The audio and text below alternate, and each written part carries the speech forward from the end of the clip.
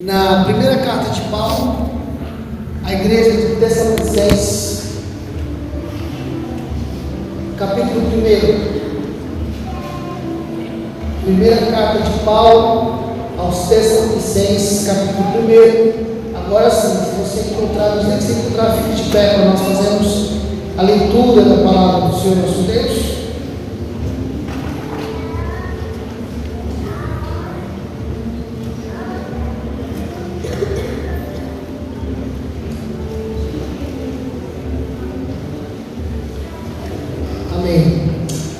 Que vai dizer assim: Paulo, Silvano, Timóteo, a igreja dos Tessalonicenses em Deus Pai e no Senhor Jesus Cristo, que a graça e a paz estejam com vocês. Sempre damos graça a Deus por todos vocês, fazendo menção de vocês em nossas orações e sem cessar, lembrando-nos diante do nosso Deus e Pai da operosidade da sua fé que vocês têm, da dedicação, do amor de vocês e da firmeza na esperança que tem em nosso Senhor Jesus Cristo. Amém? Vamos orar. Feche os olhos na cabeça. Pai, nós oramos a Ti e pedimos que o Senhor nos ajude nessa noite a olhar a Tua palavra e ouvindo-a, a gente possa crer na Tua palavra e crer na Tua palavra nós possamos viver conforme aquilo que fomos instruídos e cremos, Pai, nessa noite. Por isso, eu peço, usa a minha vida, tem misericórdia de mim, que preciso do Senhor, tem misericórdia de nós, porque precisamos da Tua palavra, e a Tua palavra é que aumenta a nossa fé, e por isso nós oramos e Te pedimos, em o nome do Senhor Jesus Cristo. Pode tomar tua assento, meu querido, minha querida.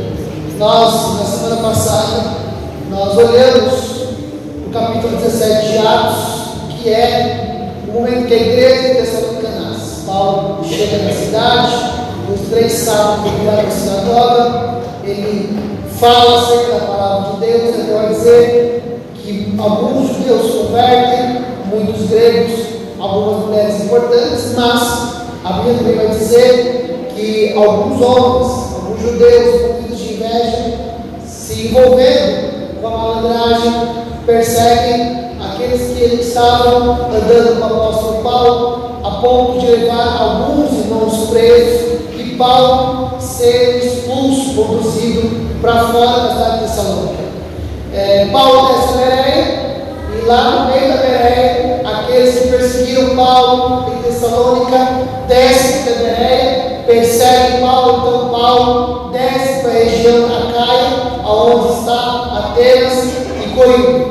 E lá de Corinto, Paulo vai enviar uma carta a essa igreja. Paulo vai falar com essa igreja. Paulo tem uma preocupação, é a preocupação de todo bom pastor, deve ser a preocupação de todo líder, deve ser a preocupação de todo bom crente. Como está a fé dos meus irmãos? Essa é a pergunta que está no coração de Paulo. Porque Paulo é expulso da cidade de Tessalônica muito rápido. A igreja está se formando, a igreja ainda está aprendendo, a igreja ainda está em desenvolvimento.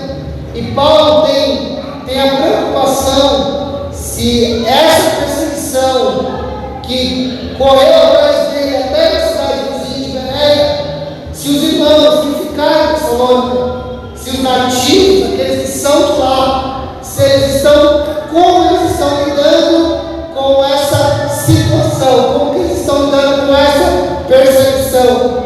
Então Paulo, e os irmãos podem ler com calma depois o capítulo 3 dessa carta, Paulo vai dizer isso: não podemos mais esperar enviar Timóteo para saber como vocês estão. Então Paulo não consegue ir, Paulo tenta algumas vezes ir a Tessalônica, mas ele não pode ir, não consegue ir. A Bíblia não diz, porque ela não explica os motivos, mas ele encontra os empecilhos. Timóteo vai para Tessalônica e volta para Paulo, dizendo como a igreja Então Paulo senta e escreve uma carta a essa igreja a partir das informações que ele recebe do jovem Timóteo. E ele vai dar algumas informações para a gente, irmãos, dessa igreja. Essa igreja é uma igreja que me motiva, me inspira, me desafia, me chama a viver uma fé genuína. Paulo vai abrir o capítulo 1, verso 1, falando que essa igreja é dos Tessalonicenses, mas elas estão em Deus Pai e no Senhor Jesus Cristo. Irmãos, a igreja, ela não nasce no endereço. A igreja de Jesus, ela não nasce no céu. Ela não nasce numa rua. Ela nem sequer nasce numa casa. A igreja nasce primeiramente no coração de Deus. Os crentes, eles não são gerados nos púlpitos. Os crentes não são gerados nas escolas bíblicas. Os crentes são gerados, são nascidos de novo na fé em Jesus Cristo. Os irmãos vão olhar comigo, João capítulo 15, aonde Jesus vai dizer: eu sou a videira verdadeira. E nós, irmãos, o que nós somos? Os ramos. Então nós estamos em Jesus. Aquilo que o salmista vai dizer no Salmo 91, aquele que habita no esconderijo do Altíssimo, a sombra do Onipotente, porque a nossa vida, irmãos, ela está primeiramente em Deus.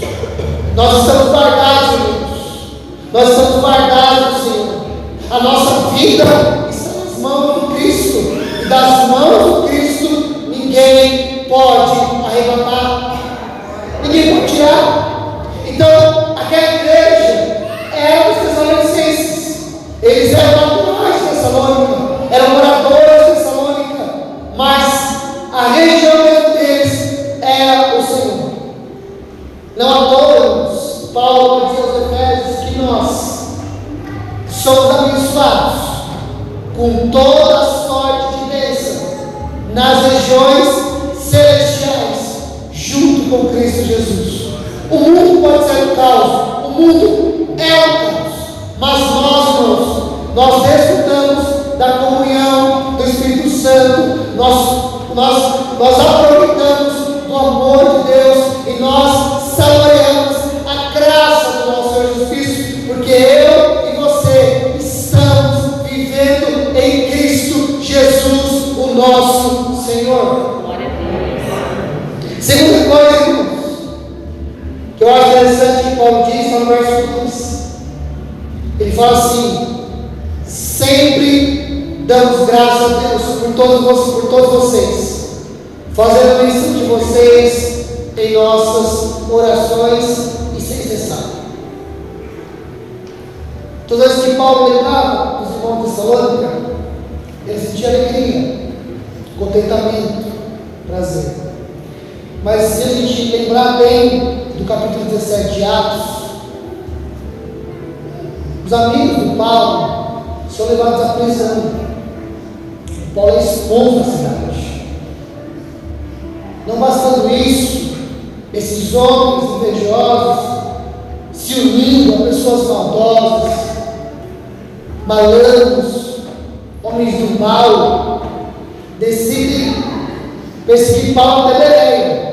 E se os irmãos vão lembrar, os irmãos vão ver que em Bereia, a Bíblia vai dizer isso, que os bereanos, eles eram mais inteligentes, mais dedicados que os de Tessalônica, porque tudo aquilo que Paulo pregava, eles analisavam para ver se estava na Escritura. E quando eles viram que estava na Escritura, houve muitas conversões em Bereia. Então Paulo tinha deixado o trabalho de Tessalônica e estava desenvolvendo o trabalho em Bereia. Mas os de Tessalônica vão a Bereia e expulsam Paulo. Paulo poderia, irmãos, por conta das duas perseguições, em Tessalônica e em Bereia, ter uma mágoa no coração com relação àquela região. Paulo poderia ter um gosto ruim nos lábios quando fosse falar daquele lugar. Paulo poderia sentir o pesar de não ter concluído o trabalho em Tessalônica e ter abortado o trabalho em Bereia, por conta da perseguição que veio em Tessalônica.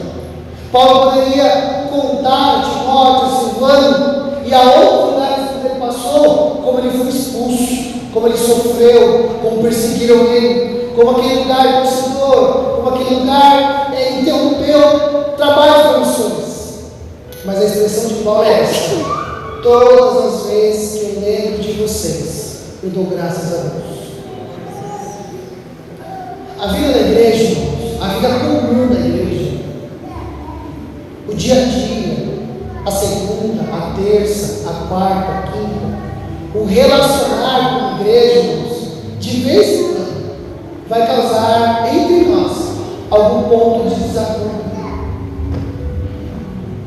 Possivelmente, irmãos, em algum momento, eu posso falar ou fazer alguma coisa que possa não ser compreendido, não entendido, ou eu posso ser infeliz no que eu vou fazer, ou no que eu vou falar, e causar algum nível de desconforto. Talvez alguns dos irmãos, em algum momento da história do nosso relacionamento ou entre a gente, digam coisas, falem coisas que causem algum tipo de incômodo.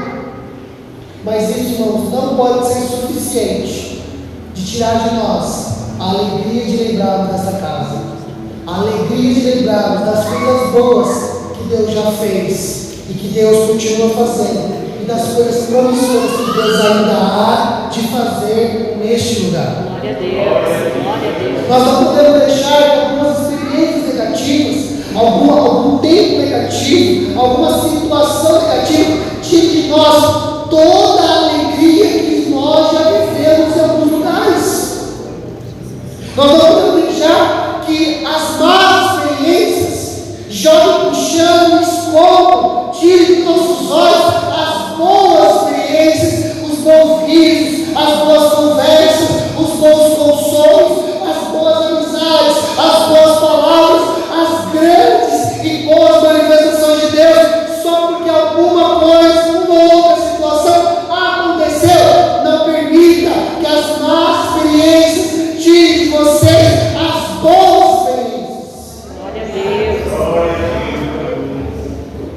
Então Paulo tinha situações em Tessalônica para ter tristeza, mas ele preferia focar naquilo que era a alegria dele.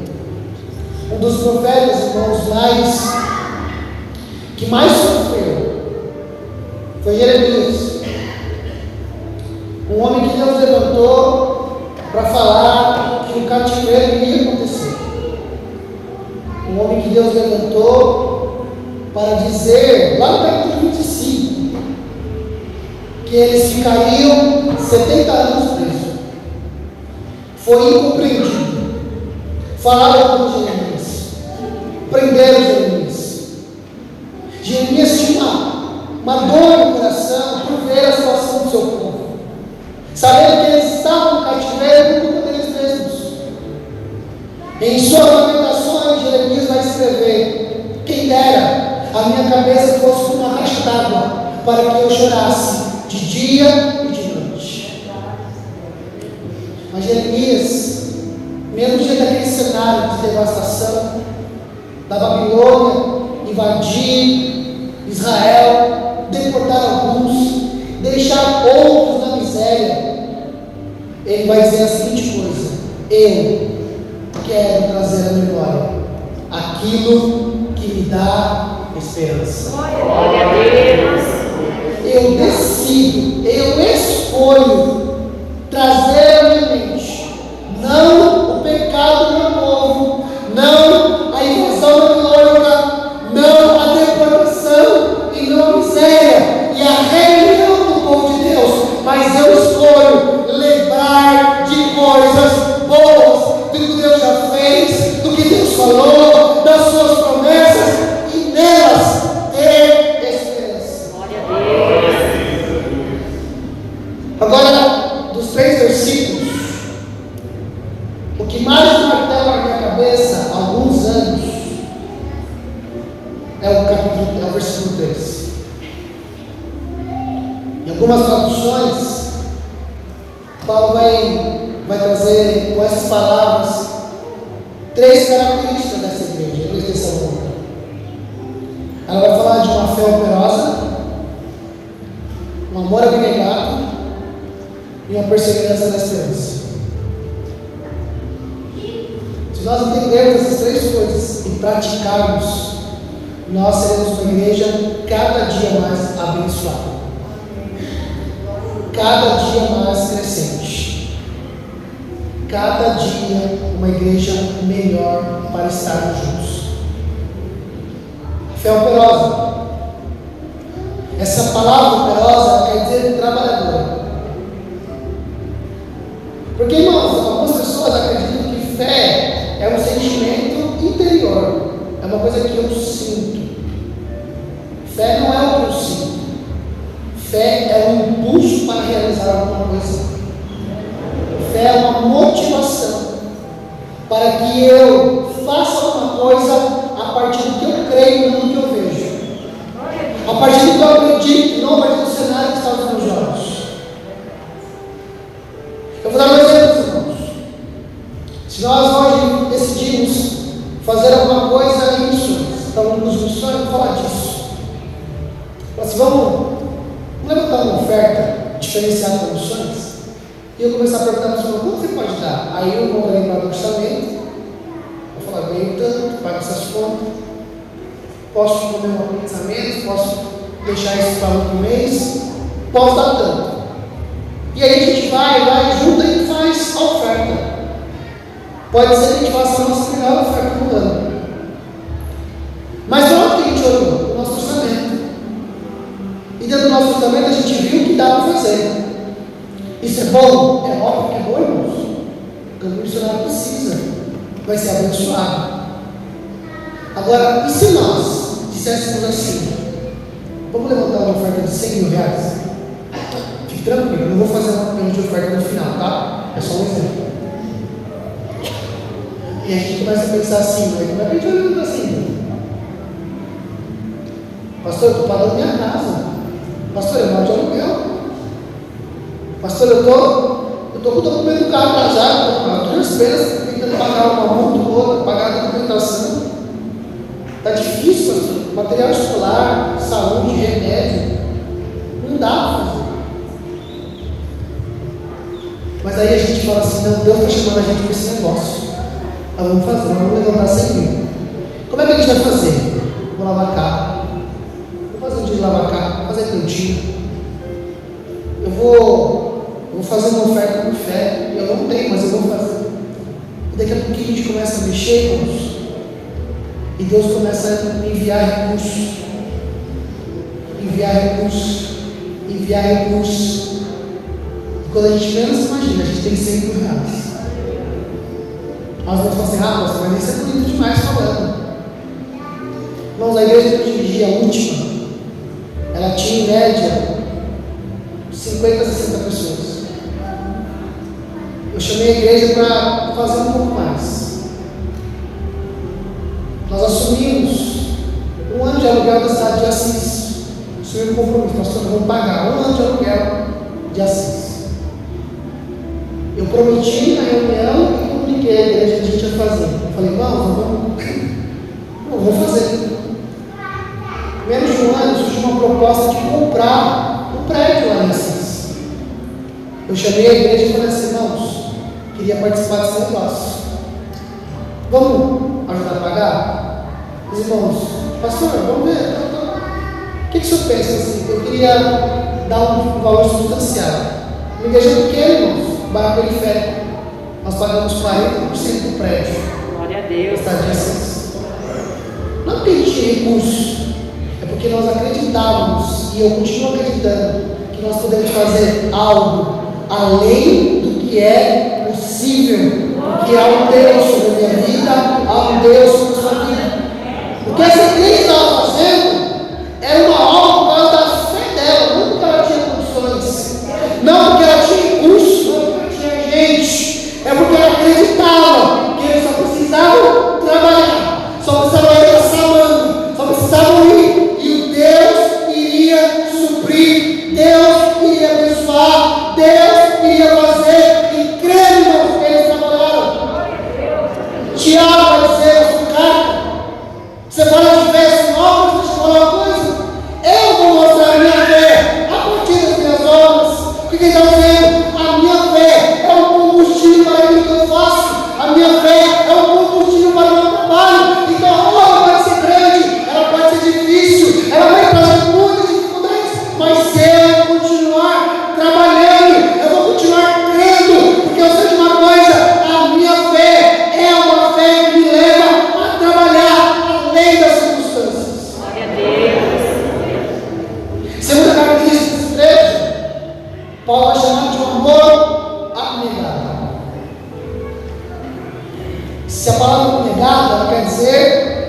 sofredor. Nós vivemos numa época, irmãos, em que amor e sofrimento não podem participar da mesma frase. Parece que elas são coisas que não podem caminhar juntas. E isso é uma mentira. Eu vou dar um exemplo, meus irmãos. E talvez alguns de vocês se identifiquem. Se tiver o pai, a mãe e um filho, só tem dinheiro para comprar um par de sapatos, o pai vai abrir mão de comprar para ele para dar para o filho. Se na casa só tiver comida para um, ele vai favorecer o seu filho, por amor ao filho. Ele vai sofrer para que o seu filho tenha. Eu vivi isso, irmãos. Eu vi meu pai trabalhar de sol a sol. Passava semanas sem ver meu pai, porque ele saía de madrugada e voltava à noite. Porque de dia ele era polidor. E de noite ele trabalhava numa pizzaria para colocar sobre a minha cabeça, a cabeça dos meus irmãos, da minha mãe, um teto para colocar alimento lá. Desgastava. Mas eu nunca vi um bom pai, uma boa mãe, abrindo mão de alguma coisa, quando entrega para o filho sorri, ele não sorri junto. É um amor sofredor. Sente o agravo, sente no corpo, sente na saúde, sente em algumas áreas, mas quando vê o filho feliz, se alegra. Quando vê o filho contente, sorri com ele. Um amor sofredor. E a Bíblia pode dizer que essa igreja é uma igreja de amor sofredor. Que amor sofredor é esse, pastor? Eles estão sendo perseguidos, capítulo 2, como podemos ver depois. Eles estão sendo perseguidos pelos seus irmãos, amigos de escola, colegas de trabalho, vizinhos, por causa de Cristo, começaram a perseguir. O que eles fizeram? Continuaram amando as pessoas, sofrendo agravo, continuaram amando Deus, sofrendo agravo, mas não se tornaram pessoas amarguradas, feridas, inquietas, permanecendo no amor. Mateus 24, Jesus falou nos últimos dias, verso 12, vai dizer assim: e por se multiplicar a iniquidade, o amor de muitos, e algumas traduções vai dizer, de quase todos se esfriará. Eu não sei se vocês não sabem, iniquidade é um pecado muitas vezes praticado sem nenhum nível de arrependimento. Jesus está dizendo que por causa de repetidos atos de pecado, o amor, pessoas que estavam amando, pessoas que tinham um bom coração, pessoas que queriam o bem do próximo, pessoas que amavam a Deus, mas por ver ou por sofrer o agravo do pecado, do mundo pecador, de uma cultura pecaminosa, esse brilho do amor está esfriando. Percebe que a palavra que usa é: o amor de muitos se esfriará, e esse esfriar e apresenta para mim e você um grau de intensidade. Então vai perdendo o brilho, vai perdendo o fervor, vai perdendo a alegria. Não é de uma hora para outra, vai se perdendo um pouquinho a cada dia. E Jesus dizendo: olha, esse é um dos sintomas dos últimos dias. O amor das pessoas vai se esfriando, elas vão se tornando mais frias, indiferentes, rancorosas, individualistas. Mas Jesus vai dizer no verso seguinte: mas aquele que perseverar até o fim será salvo. Perseverar no que, irmãos? No amor. Sendo odiado, ama. Sendo maltratado, faz o bem. Sendo enganado,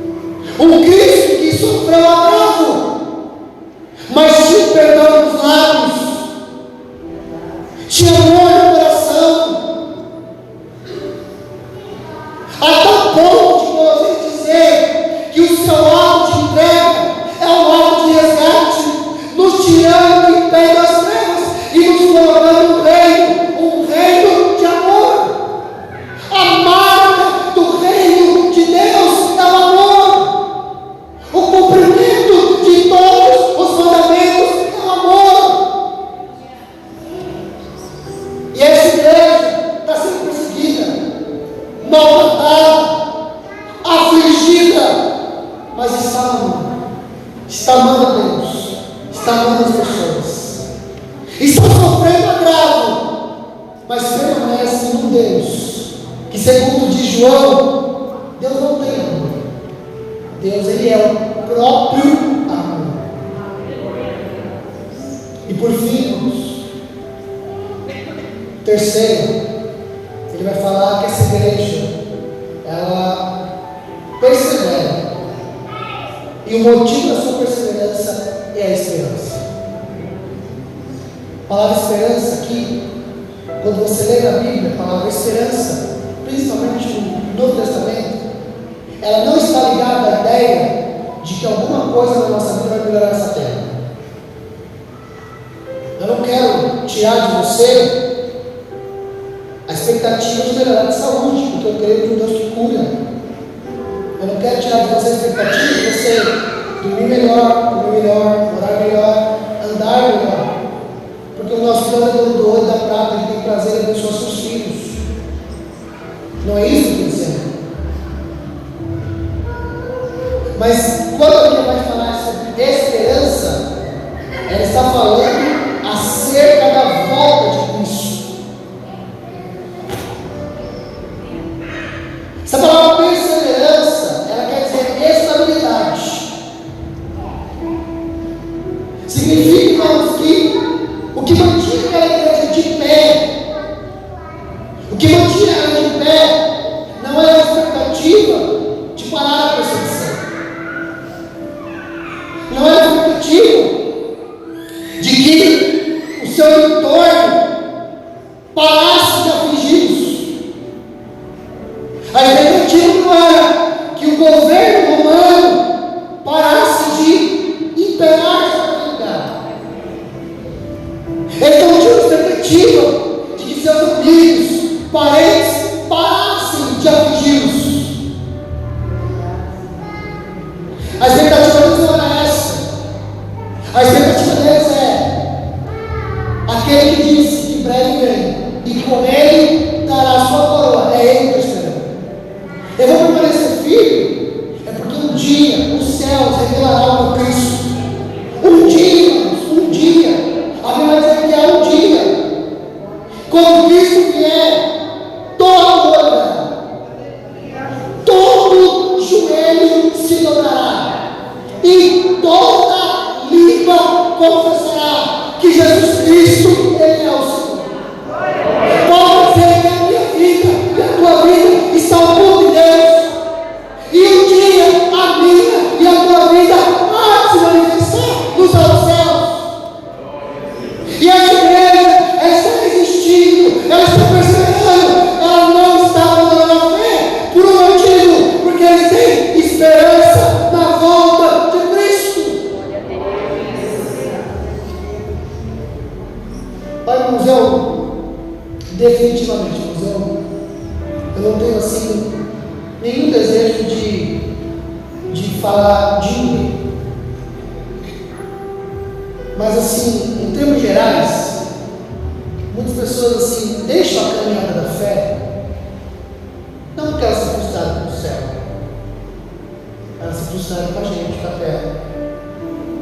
Elas se frustram por causa do relacionamento, elas se frustram por causa da liderança, elas se frustrou porque aconteceu alguma coisa em alguma área da terra, e aí ela decidiu que a fé não valia mais a pena, que a fé não ia fazer mais sentido. Se a fé não cura, a fé não faz sentido.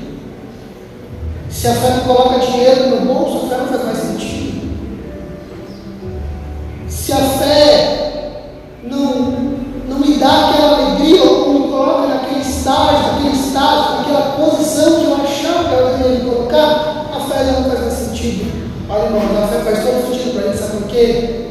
Porque nós cremos que o Senhor Jesus Cristo tem uma morada para mim, eu posso morrer sem nenhum dinheiro no bolso. Minha vida pode se esvaziar na enfermidade. Eu posso perder as minhas posições na sociedade diante da igreja. Mas uma coisa é bem que certo, irmãos, ninguém pode tirar a minha fé, que Jesus Cristo tem morada. E é por causa disso que essa igreja está de pé. Agora, uma igreja, irmãos, que teve pouco contato com sua liderança, igreja que não desfrutou de um tempo de desenvolvimento. Paulo vai chegar a dizer que a fama dessa igreja, ela extrapolou Tessalônica. Ela chegou na região da Caia. E aonde está uma igreja, no mundo conhecido da época, ela é conhecida. O testemunho daquela igreja reverberou em todo o mundo conhecido, a ponto de Paulo chegar a dizer: vocês se tornaram um modelo, um padrão para toda a igreja do mundo. Porque ela tinha três coisas, irmãos. Três coisas. Uma fé que fazia trabalhar, um amor sofredor e uma expectativa da volta de Cristo. Se nós tivermos essas três coisas, irmãos, se eu e você buscarmos em Deus ter essas três coisas, Deus vai nos colocar como modelo. Deus vai nos levantar como modelo. Deus vai colocar a nossa vida para dizer: olha, existe uma igreja naquele bairro, naquela cidade, que trabalha por causa da sua fé, que permanece com dor mesmo sofrendo. E quando fala da volta de Cristo, a alegria que eles têm é uma alegria indizível. Essa igreja, ela vai apresentar outros problemas. Ela vai ter outras situações, porque a igreja, ainda que ela seja muito boa, ela vai ter problemas. Eu nunca tive a expectativa, irmão, de que eu não ter problema. Eu nunca imaginei que tivesse um dia na minha vida. Eu não imagino o que vai acontecer ainda nessa terra. Um dia que eu vou chegar, passar um ano sem resolver um pepino. Eles vão vir, irmãos. Eles vão acontecer. Vai acontecer na minha vida, vai acontecer na sua vida. Isso é livre e certo, irmãos. Agora tem uma coisa: os problemas não vão parar no trabalho. Os problemas não vão esfriar o mundo. Os problemas não tirarão de mim a esperança da volta do meu Cristo, porque a fé vale a pena. E nós precisamos, irmãos, assim, pedir muita graça de Deus, para que o Senhor nos ajude a ser cada dia mais uma igreja como a igreja de Tessalônica, de fé operada, amor abnegado, uma esperança, uma expectativa, uma perseverança na vinda do Senhor e Salvador Jesus Cristo. Amém? Amém. Podemos orar nessa noite? Você pode ficar de pé?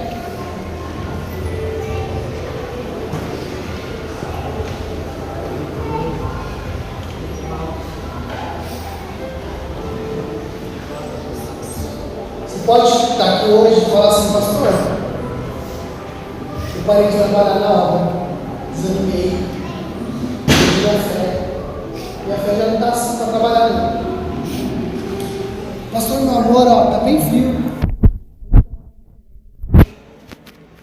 Estou me preocupado só em fazer só a minha parte, sem se preocupar com o irmão. Pastor, eu começo já a não acreditar que Jesus Cristo um dia vai voltar. Eu acho que isso é só uma linguagem, um jeito de Deus dizer. Se você nessa noite está aqui, você em alguma dessas três áreas sente que não está bem, eu quero te dizer uma coisa: há um Deus que nos ajuda, que aumenta a nossa fé, que derrama amor no nosso coração e que limpa os nossos olhos para que a gente tenha a visão clara de que do mesmo jeito que Ele foi assunto aos céus, é o mesmo Cristo que do céu será revelado a nós, e que você tenha alegria, expectativa, desejo de que esse dia aconteça. Eu gostaria muito, irmãos, que fosse hoje. Eu gostaria de nem conseguir terminar essa oração e que nós ouvíssemos o som da trombeta, que os anjos passassem por esse lugar e nos levassem até a presença do nosso Cristo, do nosso Salvador. Amém? Podemos orar em nome de Jesus? Feche seus olhos, curta a cabeça. Vamos orar nessa noite em nome de Jesus. Pai, é no nome do Senhor Jesus Cristo que nós oramos. Nós estamos diante do texto da Tua Palavra, Senhor. Nós estamos diante de um escrito de Paulo a uma igreja de Tessalônica. Mas, Pai, nós entendemos que não é apenas uma carta de Paulo a Tessalônica. É uma carta de Deus a nós, nessa noite, neste lugar. É um convite de Deus, é um chamado de Deus, é uma convocação de Deus, é um encorajamento de Deus a viver uma vida de fé operosa, de fé trabalhadora, de trabalharmos não pelo que vemos, mas pelo que cremos, de fazer além das nossas forças, de fazer além das nossas condições, porque cremos num Deus que trabalha por aqueles que nele esperam. Oramos, Pai, para que tenhamos um amor fervoroso, um amor, Pai, que sofre, um amor que lida com as aflições do mundo, um amor que lida com o agravo, um amor que lida com as adversidades, mas um amor que permanece intenso diante do Senhor, que ama Deus acima de todas as coisas, que ama o próximo como a si mesmo, que permanece no amor, porque está derramado no nosso coração o amor de Deus, pelo Espírito Santo que habita em nós. Há um Deus na nossa vida, há um Deus de amor, há um Cristo de amor, que nos leva ao reino de amor, e nós somos desse reino, nós somos cidadãos desse reino, nós somos homens e mulheres desse reino, um reino de amor. E Senhor, que o nosso coração tenha a expectativa da sua volta, o desejo ardente do Senhor estar conosco, de nós estarmos com o Senhor, sentado à mesa, estando com o Pai, num lugar onde não vai haver mais morte, dor, onde as nossas lágrimas serão enxugadas, onde a nossa vida, Senhor amado, estará guardada por toda a eternidade. E é por causa dessa esperança que nós permanecemos, que nós ficamos de pé. Senhor, nós podemos, na nossa saúde, nós podemos ter um sim e um não. Na economia, nas finanças, nós podemos lidar com o sim e com o não. Com as dificuldades desse mundo, nós podemos ter o sim e o não. Paulo vai dizer isso. Paulo fala, eu já aprendi a ter abundância com essa necessidade. Eu já aprendi a viver com os dois lados da moeda. Mas uma coisa eu sei, eu tudo posso por causa daquele que me fortalece. Nós podemos todos, nós podemos passar por todas as situações boas e ruins, alegres e tristes, aquelas que tiram de nós um sorriso e aquelas que colocam as lágrimas, mas nós podemos permanecer de pé, porque há um Deus que nos fortalece, e a nossa esperança está na sua vida. Ajuda-nos, fortalece-nos, trabalha com o nosso coração e nos ajuda, Senhor, na segunda-feira a ser uma igreja assim, na terça-feira ser uma igreja assim, na nossa casa, na tua casa, em todo o tempo. Ajuda-nos a ser uma igreja de fé trabalhadora, amor sofredor e de ter esperança na sua volta, em nome do Senhor Jesus Cristo. Amém e graças a Deus. Amém. Você pode aplaudir o Senhor bem forte?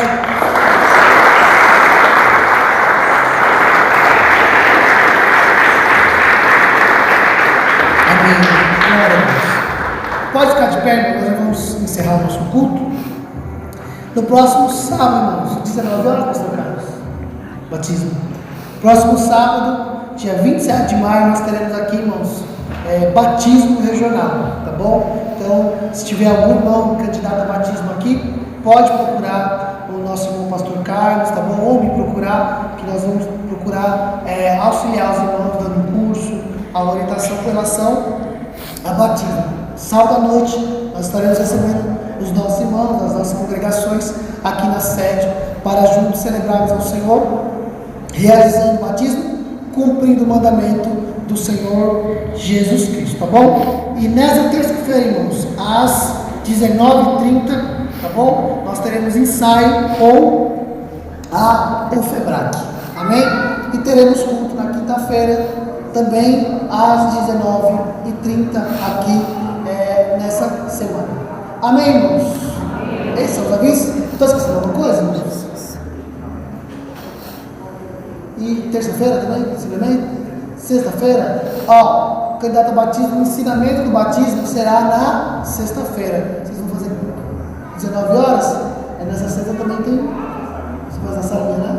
Tá bom, tá ótimo então. Ó, os irmãos também, na sexta-feira agora, nós teremos um curso de oratória para aqueles que querem desenvolver a área da pregação, tá bom? Se os irmãos tiverem algum interesse, pode procurar o nosso irmão pastor Fabiano, ele vai poder estar orientando. Isso é um trabalho da UMASBRAC.